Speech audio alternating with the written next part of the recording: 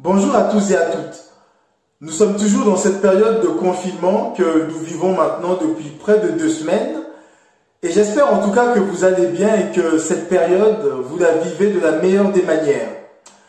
Je voudrais aujourd'hui prendre cette occasion pour partager avec vous la parole de Dieu tout à nouveau et reprendre la question que nous nous sommes posée dernièrement, à savoir qu'est-ce que Dieu cherche à nous dire dans cette période exceptionnelle, cette période qui bouleverse le cours de notre société, le cours de notre vie, et pas simplement en France, mais on le voit à l'échelle du monde entier.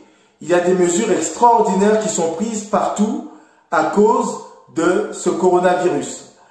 Dieu donc cherche-t-il à nous parler, à nous dire quelque chose en particulier? C'est la question qui va occuper notre attention dans la suite de cette vidéo.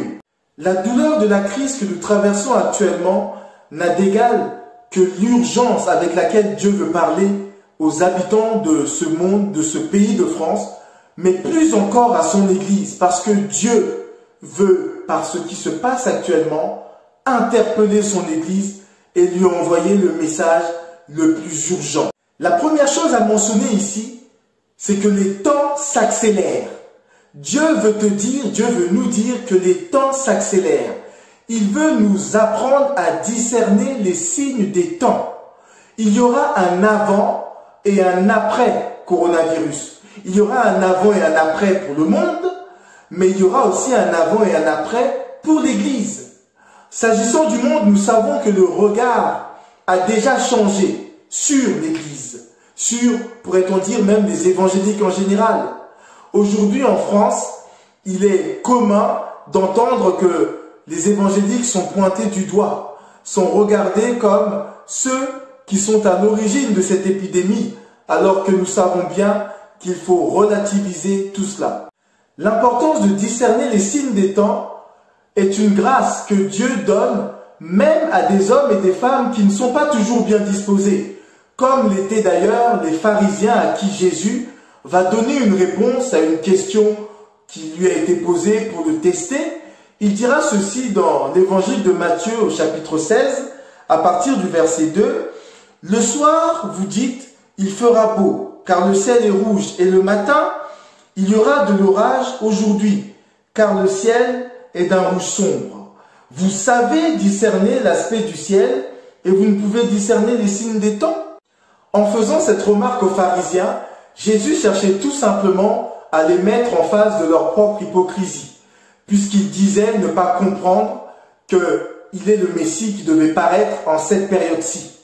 En réalité, pour nous, comprendre les signes de temps va prendre une autre signification concernant la période dans laquelle nous vivons, puisque Dieu veut nous faire comprendre que son plan est en marche, que des signes avant-coureurs qui annoncent le retour de notre Seigneur Jésus-Christ, eh bien, se mettent en place.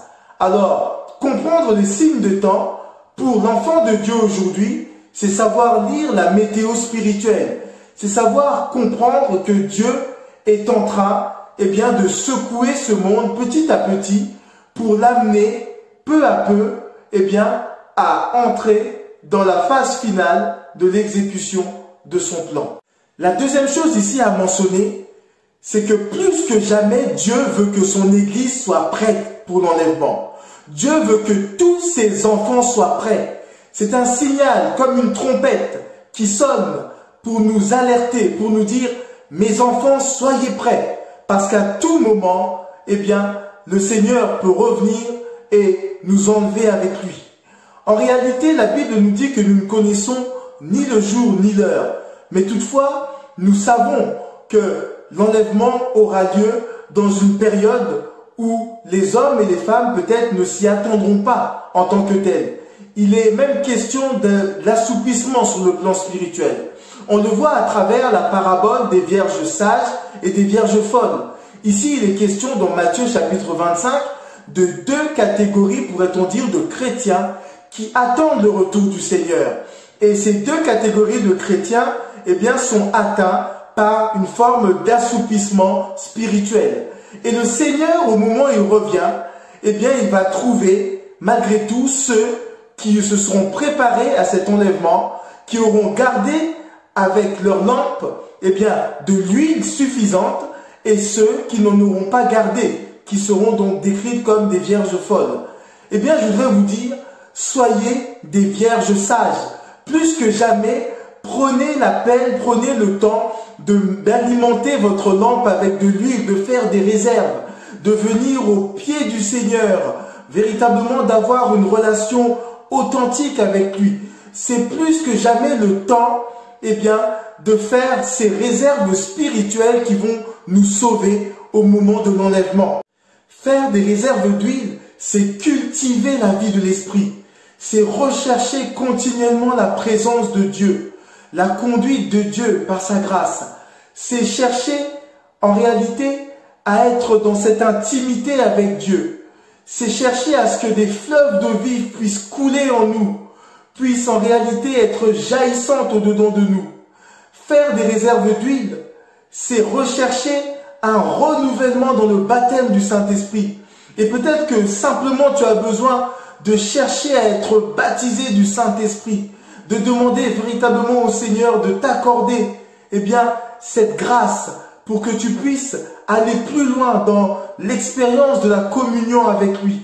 Se préparer à l'enlèvement du Seigneur, c'est se sanctifier, c'est vivre à part pour lui, esprit, âme et corps, tout entier pour lui, tout entier pour le glorifier, pour l'honorer.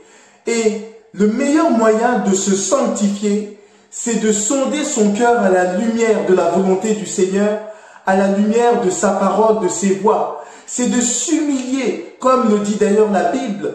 Et nous lisons ce texte de 2 Chroniques, chapitre 7, verset 14, qui nous dit « Si mon peuple, sur qui est invoqué mon nom, s'humilie, prie et cherche ma face, et s'il se détourne de ses mauvaises voies, je l'exaucerai des cieux, je lui pardonnerai son péché et je guérirai son pays. » Bien sûr, il y a tous ces exaucements que Dieu veut accorder si nous nous humilions. Mais comprenons que s'humilier, eh bien, c'est faire cette démarche qui va réjouir le cœur de Dieu, parce qu'en réalité, nous allons corriger tout ce qui en nous lui déplaît, tout ce qui n'est pas à son honneur, tout ce qui ne va pas dans le sens de lui rendre gloire. Et en réalité, nous avons besoin de nous humilier afin que le Seigneur seul soit glorifié dans notre vie. C'est bel et bien là un des moyens privilégiés pour l'enfant de Dieu de se sanctifier. Se sanctifier, c'est aussi cultiver la crainte de Dieu dans sa vie. La crainte de Dieu, la Bible nous en parle comme de quelque chose de précieux, quelque chose qui est en réalité un bienfait pour les enfants de Dieu. Il ne s'agit pas là de la terreur de Dieu, mais bel et bien la crainte de Dieu qui nous amène à craindre de lui désobéir, à craindre de marcher en dehors de ses voies, à craindre de pécher contre lui, parce que nous l'aimons, parce qu'en réalité, la chose qui nous paraît la plus insupportable, c'est de consciemment déplaire à Dieu. Cultiver la crainte de Dieu va nous conduire à grandir avec Dieu. Cela va nous conduire à être de plus en plus semblables à Jésus, dont il est dit dans Ésaïe chapitre 11 qu'il respirait la crainte de l'Éternel.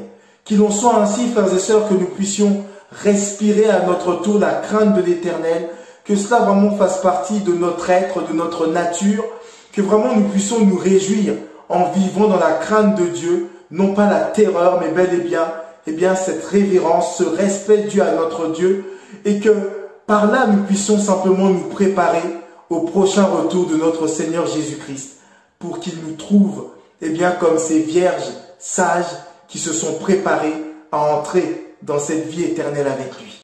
La troisième chose que le Seigneur veut nous dire, c'est prends courage. Prenez courage, mes enfants. Prenez courage, mes fils, mes filles, et fortifiez-vous dans le Seigneur. Prenons courage pour encore servir le Seigneur dans ces temps qui deviennent de plus en plus sombres. Il est vrai, la Bible nous dit que la nuit vient où plus personne ne pourra travailler. Ce sont les paroles de Jésus.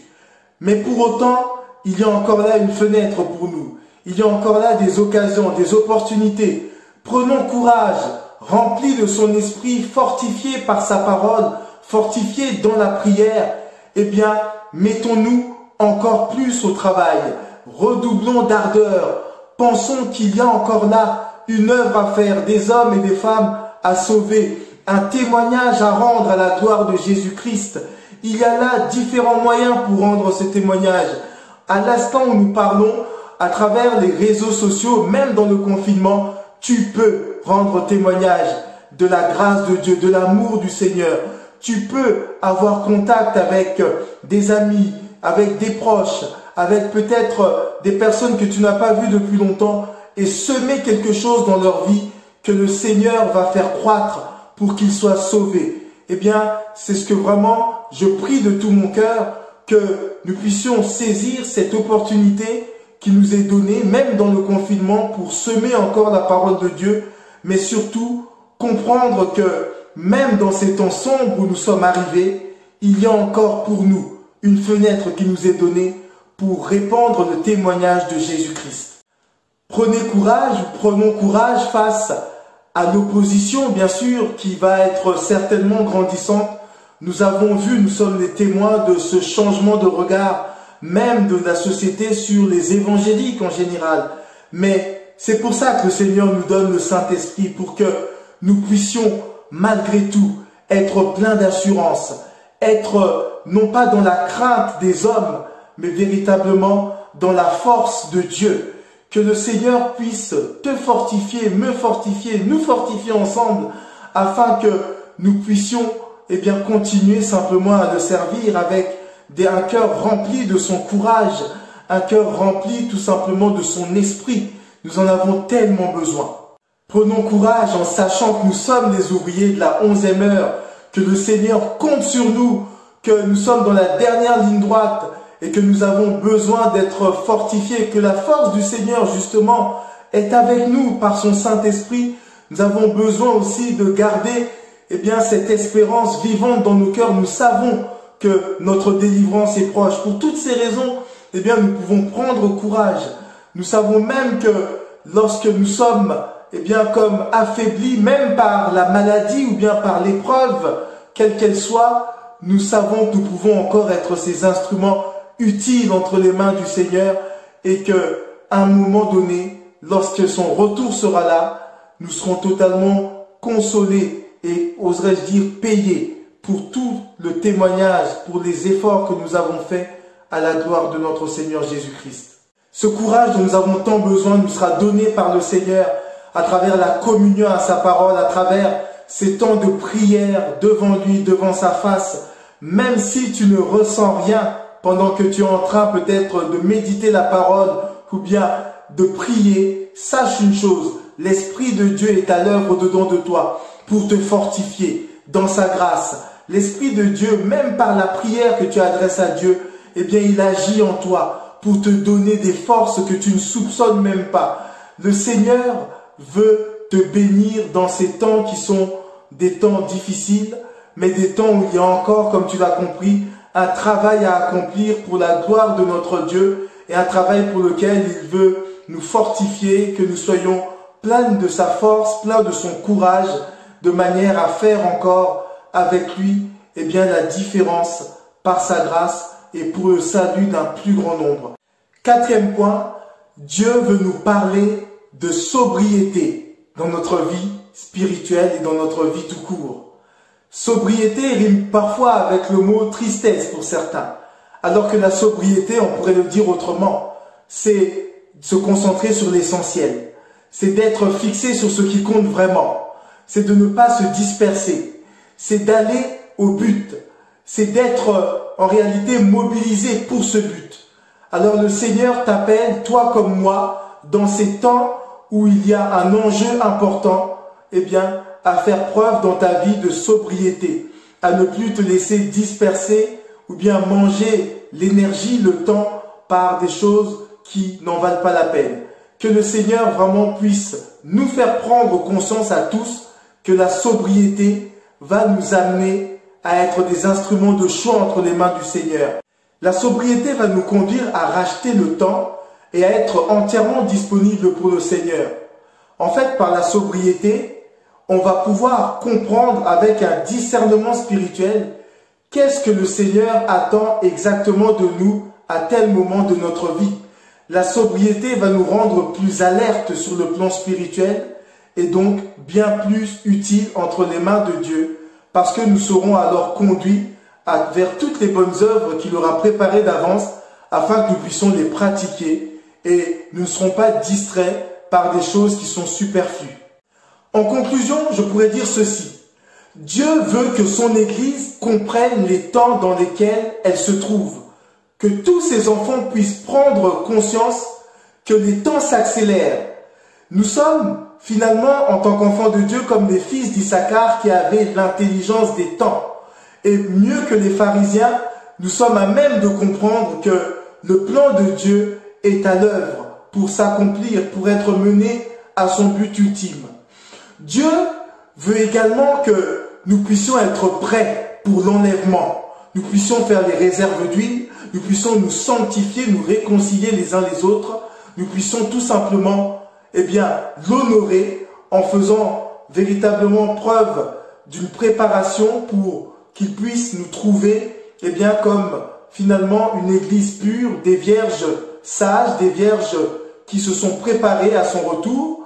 Mais on a également dit que Dieu veut que nous puissions prendre courage, nous fortifier durant ces temps pour continuer à faire son œuvre, même s'il y a de l'opposition dans la société, même s'il y a comme un changement de regard et que on a l'impression que cette nuit vient où plus personne ne pourra travailler, il y a encore une fenêtre pour nous. Et puis, tout cela se conclut par le fait de garder une sobriété dans notre vie et dans notre vie spirituelle, d'être concentré sur ce qui compte vraiment, centré sur l'essentiel. Et par ce moyen, nous allons pouvoir être des instruments de bénédiction disponibles et utiles entre les mains de Dieu.